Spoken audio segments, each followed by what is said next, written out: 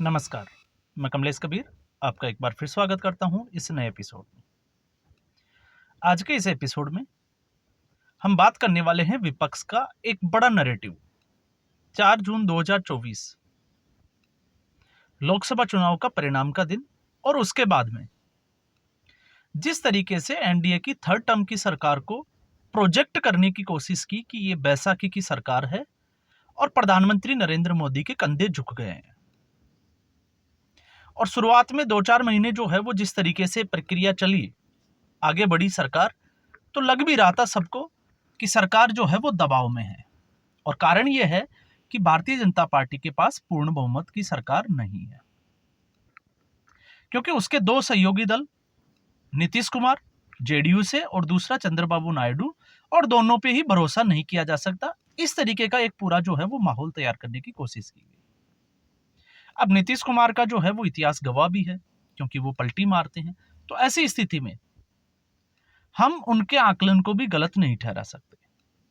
लेकिन समय के साथ सरकार का जो कार्यकाल है वो आगे बढ़ा और इस बार भारतीय जनता पार्टी के पास बड़ी चुनौती, एक यूनिफॉर्म सिविल कोड और दूसरा सबसे बड़ी चुनौती थी वक्फ बिल बोर्ड का संशोधन अधिनियम, उसको पास कराना।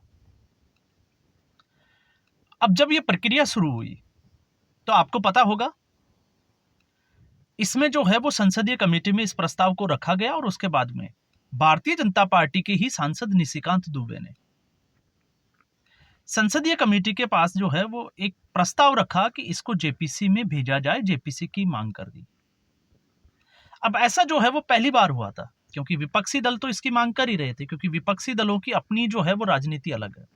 लेकिन भारतीय जनता पार्टी का कोई सांसद ये कहे कि इसको जेपीसी में भेजना चाहिए, तो सवाल उठना जो है वो लाजमी था। और कयास ये लगाए जा रहे थे कि भारतीय जनता पार्टी दबाव में है और इसको जो है वो लंबे समय तक टालने का एक जो है वो जेपीसी के तहत प्रयास किया जा रहा है। अब इसमें जो है कुछ लोग ये भी कह रहे थे कि नहीं, और उसमें जब हमने एक आंकलन निकाला था तो उसका आंकलन ये निकल के आया था कि भारतीय जनता पार्टी, क्योंकि ये हो सकता है किसी दूसरे के आंकलन से मेरा आंकलन जो है वो मैच करे या नहीं करे, लेकिन मुझे जो लगा, मैंने तो ये कहा था उस वक्त भी कि हो सकता है भारतीय जनता पार्टी अब की बार जो है वो स्ट्रेटेजिक तरीके से काम कर रही है। और स्ट्रेटेजी क्या हो सकती है, क्योंकि भारतीय जनता पार्टी ने 2020 में कृषि सुधार के लिए जो 3 कानून लेके आए थे और उनको जिस तरीके से संसद में पास करवाया था, उसके बाद में पूरे देश ने एक बड़े आंदोलन को देखा।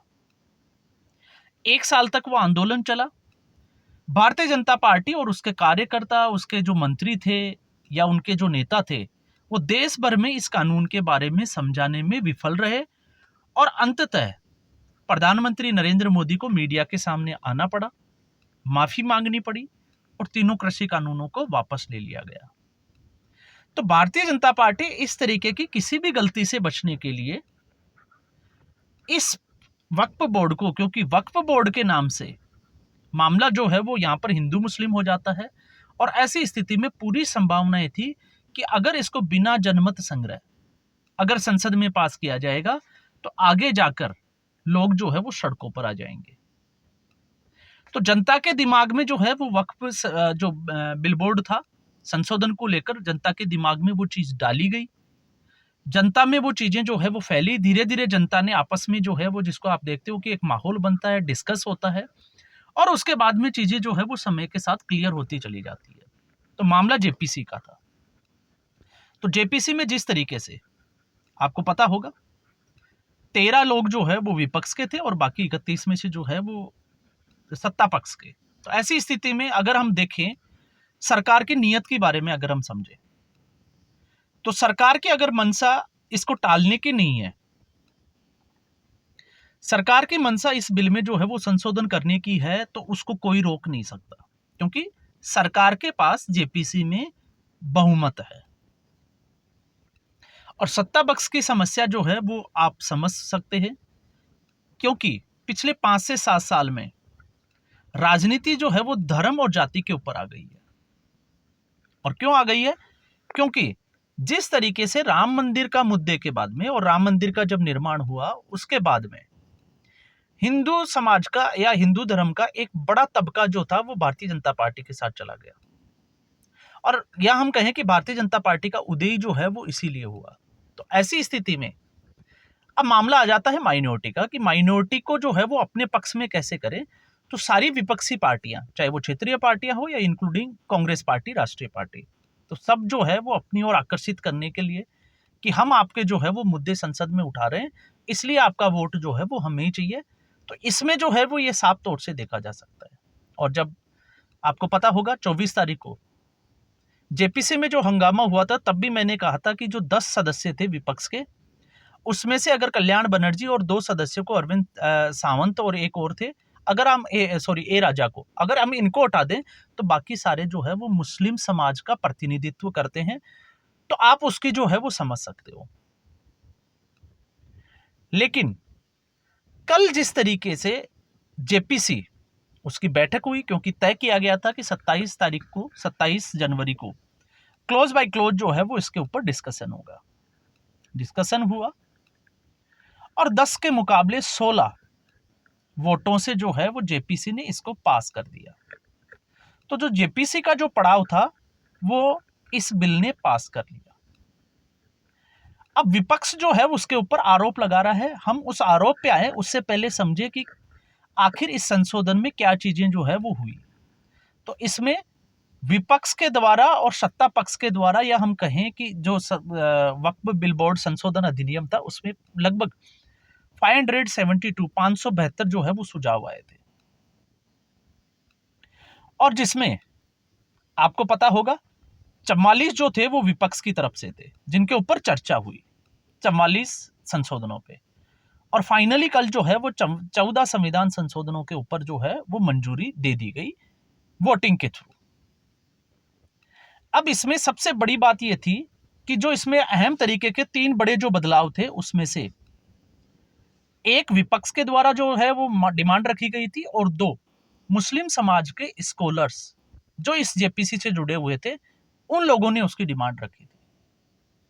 और इसमें जब हम विपक्ष की बात करते हैं तो विपक्ष का जो डिमांड थी वो ये थी कि इससे पहले वक्फ बोर्ड की जो संपत्ति थी उसका निस्तारण,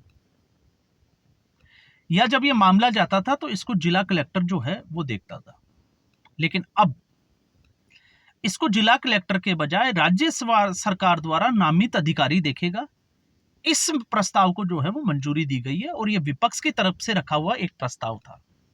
अब मैंने ये क्यों कहा कि विपक्ष की तरफ से था, ये मैंने इसलिए कहा क्योंकि इसके बाद में जब ये जेपीसी से पास हुआ तो उसके बाद में प्रेस कॉन्फ्रेंस हुई, और प्रेस कॉन्फ्रेंस में जिस तरीके से कल्याण बनर्जी और इमरान मसूद, उन्होंने बड़ा आरोप लगाया कि केंद्र सरकार जो चाहती थी वो ही जो है वो पास हुआ है, उनको बोलने ही नहीं दिया। तो इसलिए मैं विपक्ष की जो मंशा है मैं उसकी बात कर रहा हूं कि ये जो प्रस्ताव था, 3 जो बड़े बदलावों में से पहला जो बदलाव किया गया वो विपक्ष की ही, जिसको हम कहें कि प्रस्ताव था, विपक्ष की ओर से आया था, जिसको मंजूरी दी गई है। तो यहां पर कल्याण बनर्जी और इमरान मसूद जो है वो किस तरीके से झूठ बोल रहे हैं वो एक्सपोज हो रहा है। दूसरे 2 बड़े बदलाव, और दोनों जो बड़े बदलाव थे वो जो मुस्लिम समाज के जो प्रतिनिधित्व जो जेपीसी से जुड़े हुए थे उन लोगों की ओर से डिमांड रखी गई थी, जिनको मंजूरी दी गई है।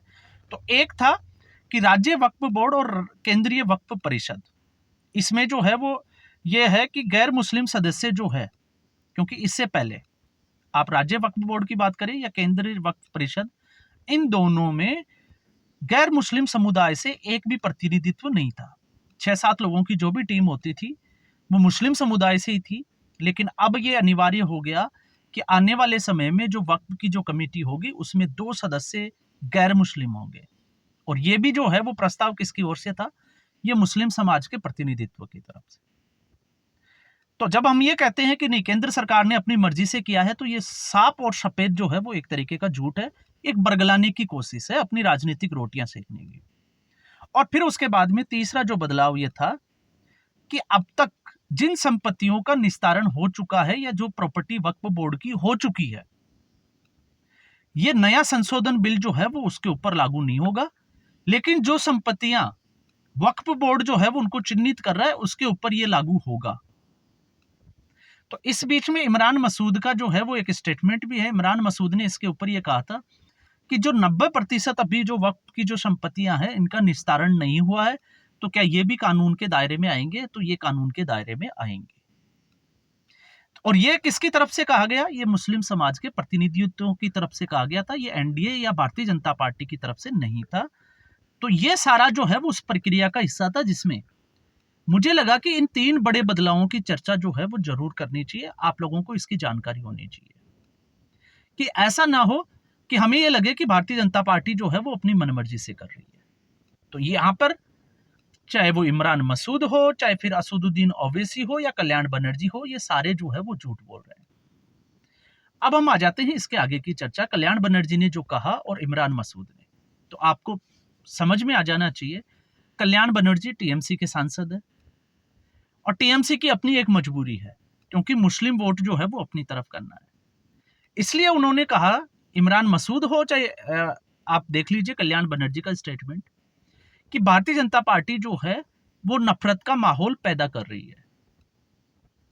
अब इससे कौन सा नफरत का माहौल पैदा होगा? क्योंकि जब मुस्लिम समाज के लोग और प्रतिनिधित्व भी ऐसा बोल रहे हैं, और इसके पीछे की धारणा क्या रही होगी, अगर आप इसको समझना चाहोगे, तो मुस्लिम समाज में भी कई लोग जो है वो ये मानते हैं कि वक्फ बोर्ड जो कर रहा है वो गलत कर रहा है। क्यों? क्योंकि वक्फ की जो संपत्ति है उसके ऊपर ये जो राजनेता जो राजनीतिक रोटियां सेकते हैं, इनका कब्जा है, और उस इलीगल प्रॉपर्टी को ये अपने तरीके से इस्तेमाल कर रहे हैं, उसके ऊपर जो है वो किराया बटोर रहे हैं या जो भी कर रहे हैं। तो वक्फ की जो प्रॉपर्टी है उसके ऊपर इन नेताओं का कब्जा नहीं हो, इसलिए इस कानून को, इस संशोधन को जो है वो लाया जाना चाहिए। तो सच्चाई कुछ और होती है, लेकिन उसको दिखाया कुछ और जाता है। अब इसके आगे की बात जब हम करते हैं, जब इनका आरोप ये लगता है कि भारतीय जनता पार्टी इसमें जल्दबाजी क्यों दिखा रही है, तो इसका दूसरा पहलू देख लीजिए। इससे पहले क्या उदाहरण, कि भारतीय जनता पार्टी एनडीए की जो सरकार है उसके पास पूर्ण बहुमत नहीं है संसद में इसको पास कराने के लिए। इसके लिए, इसको टालने के लिए या लोगों को उलझाने के लिए, और एक बार तो जो है वो नैरेटिव ये भी बनाने की कोशिश की गई थी कि इसको जो है वो बिहार के चुनाव तक ले जाया जाएगा, इस बहाने कि नरेंद्र मोदी की जो सरकार है उसके ऊपर यह अटैक किया जाए कि ये सरकार जो है वो बैसाखी की सरकार है। और अब जब जल्दी हो रहा है तो इनको ये दर्द है कि अभी क्यों हो रहा है, इसको बाद में भी तो किया जा सकता है, इस पे विस्तार से चर्चा भी तो की जा सकती थी। अगर विस्तार से चर्चा होती है तो ये अपने नैरेटिव बनाने में कामयाब हो जाते हैं और उसका फायदा चुनाव में इनका होता हुआ दिखाई देता है। अब ऐसी स्थिति में आप सोच के देखिए, जिस तरीके से जेपीसी में ये बिल जो है वो पास हुआ है, तो इतना जल्दी अगर पास हुआ है तो आप मान के चलिए जिस तरीके से भारतीय जनता पार्टी की कार्यशैली है, मैं उसकी बात कर रहा हूं, सरकार की कार्यशैली है, तो इसका मतलब सरकार ने इस बिल को संसद में पास कराने के लिए पहले से ही बंदोबस्त कर रखा है कि किस तरीके से ये बिल पास होगा। जैसे धारा 370 को हटाने वाला बिल लोकसभा के बजाय पहले राज्यसभा में ले जाया गया, और जिस तरीके से उसको पास किया कराया गया एक प्लानिंग के तहत, तो केंद्र सरकार जो है वो पूरा मन बना चुकी ही थी, बस उसको सिर्फ और सिर्फ ताकि इसके अवरोध में कुछ जो है वो जिस तरीके की पहले जो घटनाएं हुई वो ना हो, इसलिए जनमत संग्रह कराने के लिए इसको जो है वो पब्लिक डोमेन के लिए जो है वो तैयार किया गया था कि ये जाए, लोगों को तक जो है वो इसकी चर्चा हो, और फिर चर्चा होने के बाद में लोगों की एक मेंटेलिटी, एक मानसिकता जो है वो इसको लेकर तैयार हो। और उसमें मुझे लगता है जिस तरीके से मुस्लिम समाज के जो लोगों की जो मांगे थी वो मान ली गई, विपक्ष की मान ली गई, तो आपको ये समझना होगा कि इसमें जो है वो सरकार कामयाब हुई है। और अगर कामयाब हुई है तो संसद में भी ये जो बिल है बजट सत्र में आना ही है, और उसके बाद में ये संसद में पास होगा। मुझे नहीं लगता कि अब इसको जो है वो विपक्ष रोक पाएगा। और जहां यूसीसी की बात है, तो उत्तराखंड से जो है वो इसको शुरू कर दिया गया है, लेकिन इसमें हम यूसीसी की बात नहीं करके यूसीसी के लिए जो है वो एक अलग वीडियो में बात करेंगे। तो आज के एपिसोड में बस इतना ही। उम्मीद करूंगा वीडियो एपिसोड आपको पसंद आया होगा। वीडियो को लाइक करें, शेयर करें, चैनल जरूर सब्सक्राइब करें। धन्यवाद।